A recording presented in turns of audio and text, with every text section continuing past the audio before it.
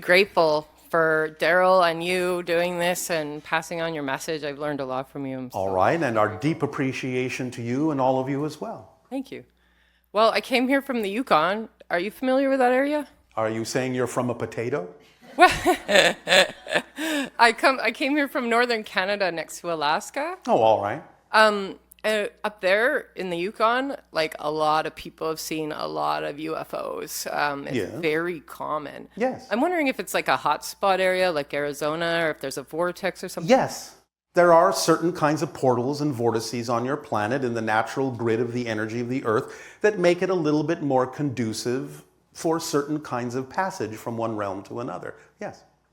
There was a really famous sighting up there that a lot of people I know saw or their family saw. It was a very large saucer that covered a lake called Fox Lake or Little Fox Lake. Do you know anything about it? Like Yes. who was flying that ship? Who was in that? Well, there were several different kinds of beings on that ship. Oh, cool. It's an observational ship, what you might call an exploratory ship, taking different kinds of observations and readings of certain areas on your planet to gauge and understand certain things, both in energy levels and other kinds of readings, such as pollution levels and so on and so forth, to see how you're all doing. Interesting. Were there any human beings on board or From time to time, there have been, but not as a permanent resident, not as a permanent part of the crew. Interesting. There's also a lake called Ethel Lake there that has a it's very significant to the First Nations people up there, and Yes. I feel like it has quite an interesting vibration. Does. Yeah, so I'm curious if that has anything to do with UFO or extraterrestrial activity. It does, and perhaps even more so interdimensional activity. So it is kind of a vortexy, kind of portal-y area. Vortexy portulli, I just suppose you could put it that way. How would you put it? Yes. Okay. That's wonderful. The Yukon's known for its gold. Like there's a history of the gold rush was up there, and there's still quite a bit of gold mining. Yes. Is there any relationship between these highly conductive minerals? Yes. Okay. Because remember, the idea is that gold is inert, stable, highly conductive, and therefore very conducive to the idea of maintaining certain energy levels in certain areas where there are large deposits of it. It is an eternal metal in that sense. It never rusts, it never corrodes, it never changes. Gold is gold through the ages, through the eons, through the millennia. Gold is gold. So is it like a communication device or just an It energetic? can be used that way, Yeah. but it is an energetic stabilizer. Cool. So it could be used in technologies as well as. Well, you already do use gold in your you're technologies right. from time to time, but it can be used in many other ways other than the ways in which you are already using it, yes. Right. Does the Yukon have any particular species of extraterrestrial that hangs out there more than It others? has large groups of Sasquatch. Yes.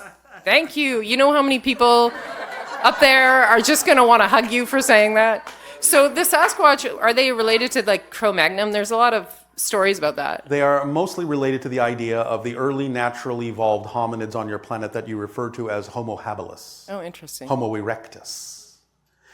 The idea of the ancient extraterrestrials called the Anu, who arrived on your planet hundreds of thousands of years ago and used some of those early hominid beings to inject genetic material in them and create Homo sapiens, did not necessarily use every branch of the hominid.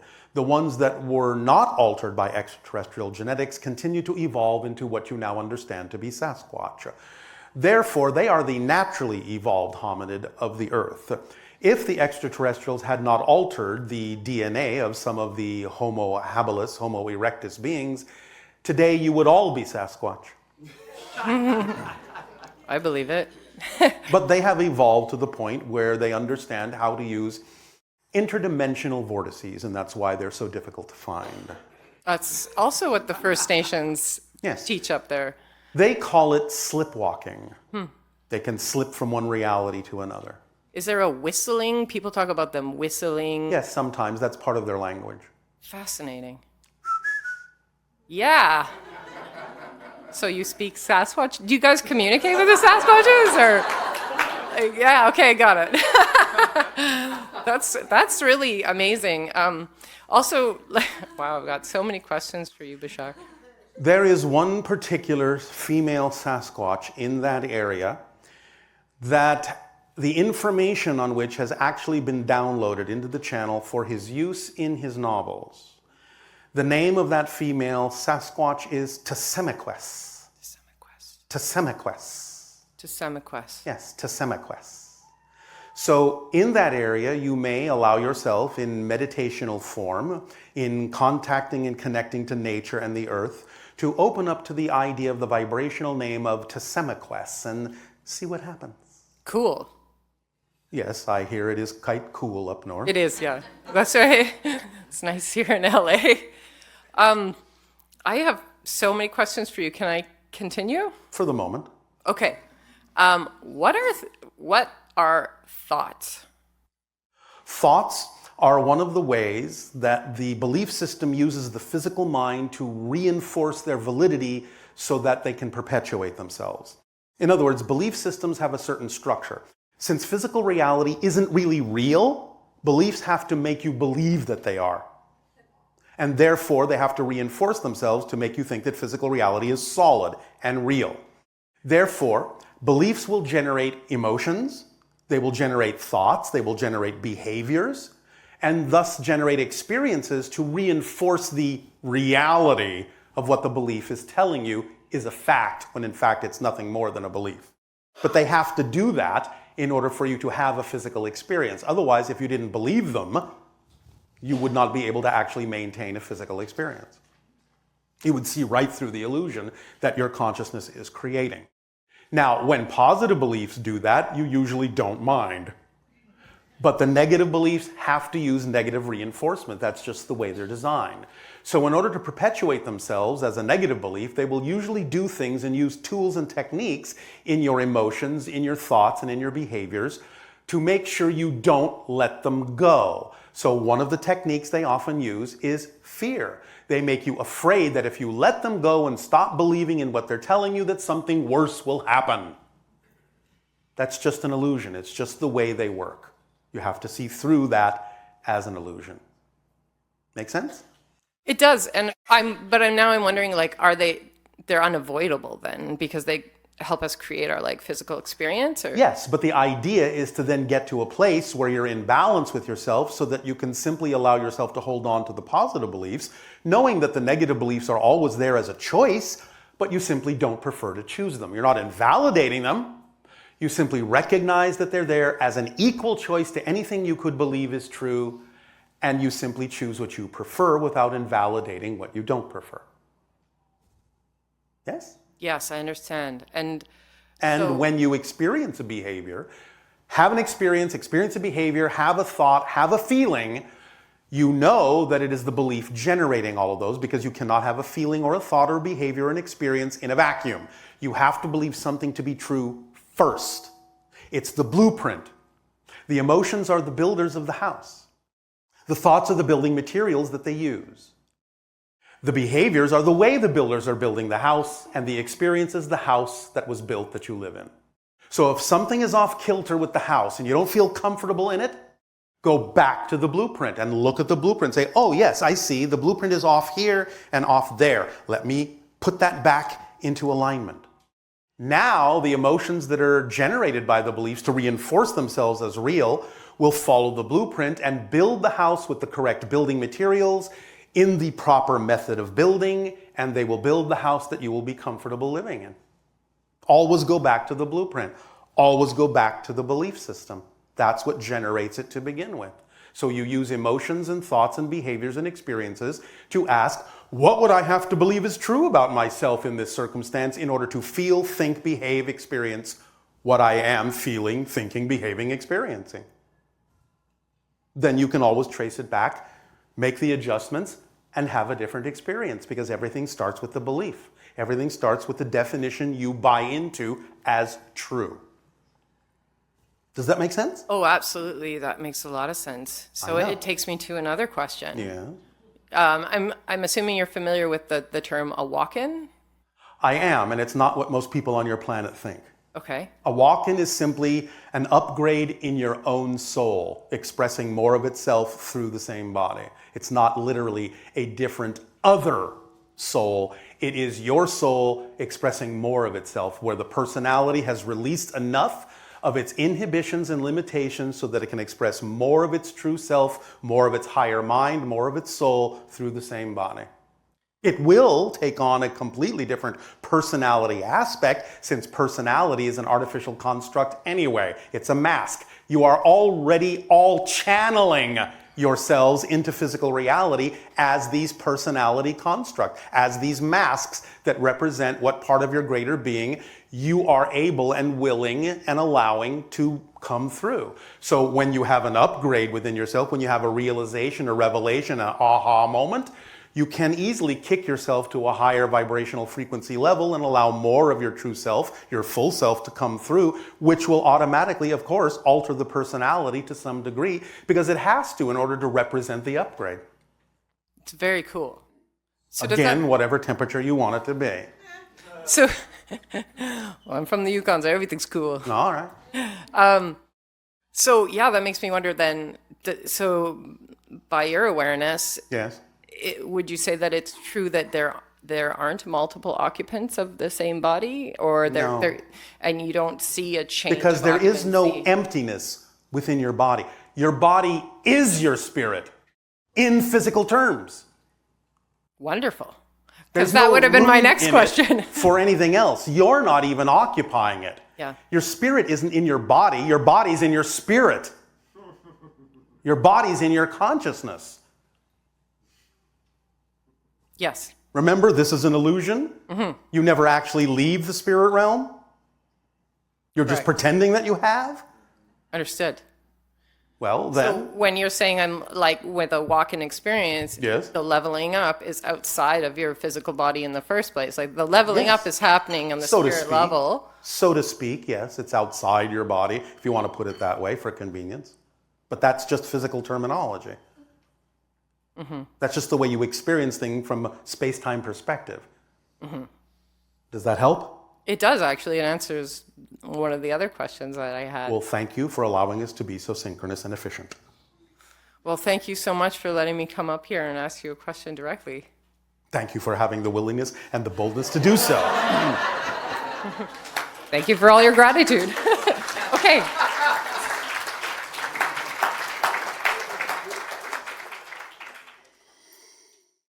Hello, Bashar. And you good day. Good to talk to you again. And you as well. Recently, I had Darryl on my TV show Yes. for an interview with Ed.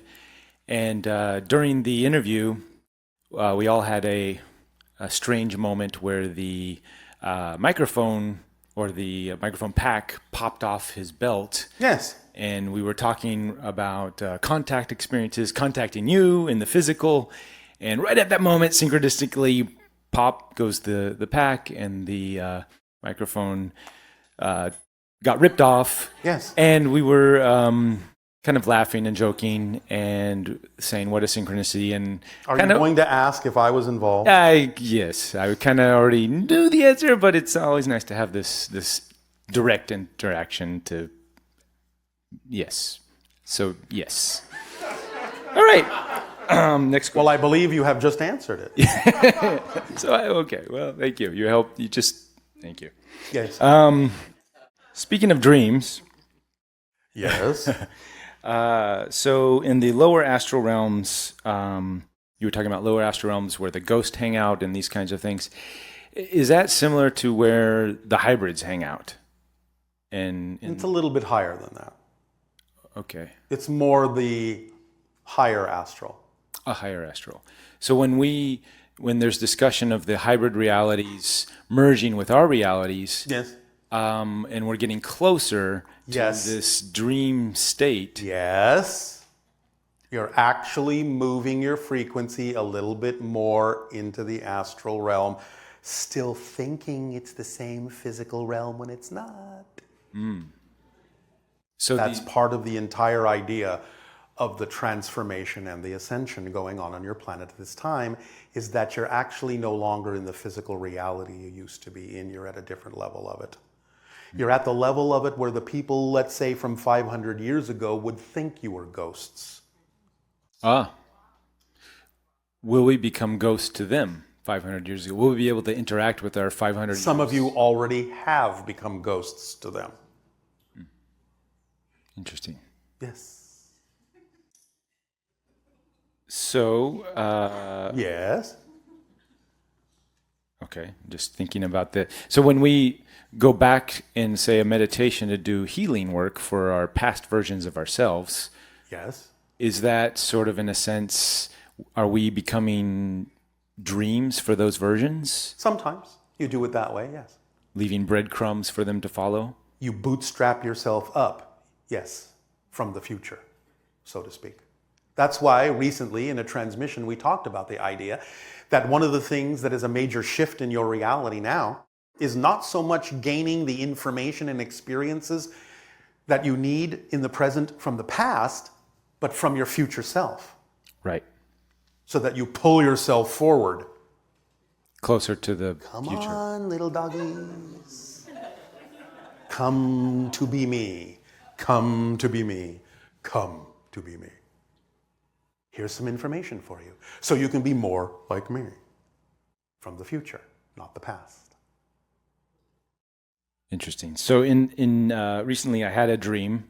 It was Yeah. actually a few weeks prior to the Crystal Skull event you had with the Mitch's Hedges skull. Yes, Not really making the connection until like the day before the event. that's all right. I had a dream of a very vivid, realistic dream of a UFO coming over a cliff, coming very close, and then projecting a hologram Yes. of a skull Yes. on my right. And Yes. The template for the original Master Skull.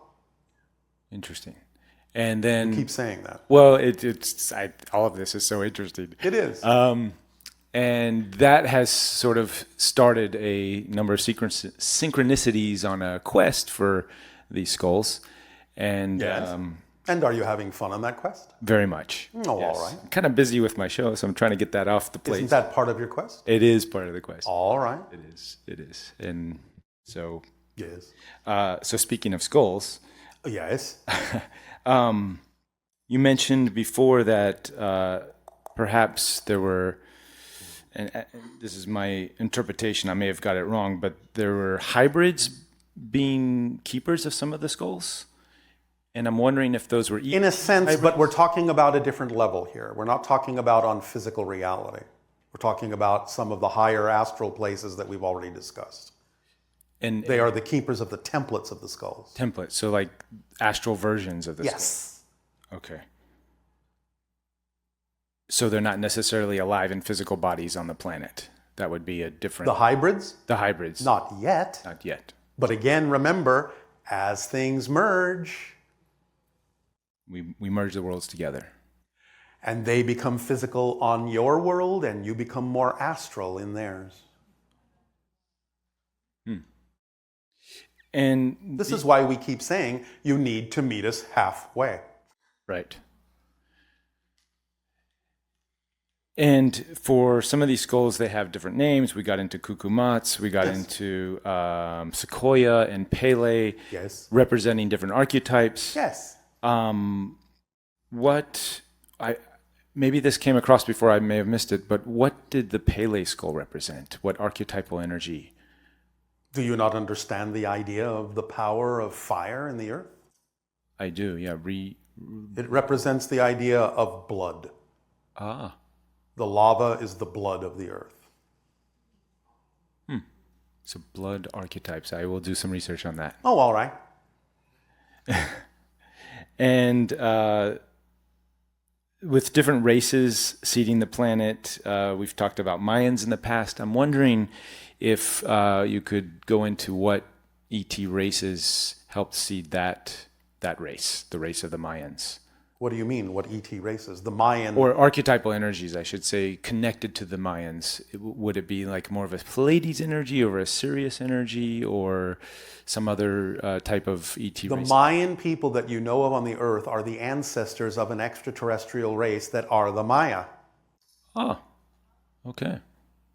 Most of them left. Many of them stayed. And that's a... But they are connected genetically to you in many ways, not only through the idea of the Pleiadians, which are the evolved versions of the Anunnaki of long ago, but also through the ancient Anu and many other races. So the Anu would be closer to the Pleiadians than Syrians? It depends. Depends. Yes. Oh, Because the Sirius beings that are physical are amphibious. okay. They don't look like you exactly. So more of a humanoid... More of a humanoid salamander. Fascinating. All right. Well, thank you for this. Well, you're welcome. I have a lot to think about. All right. Thank you.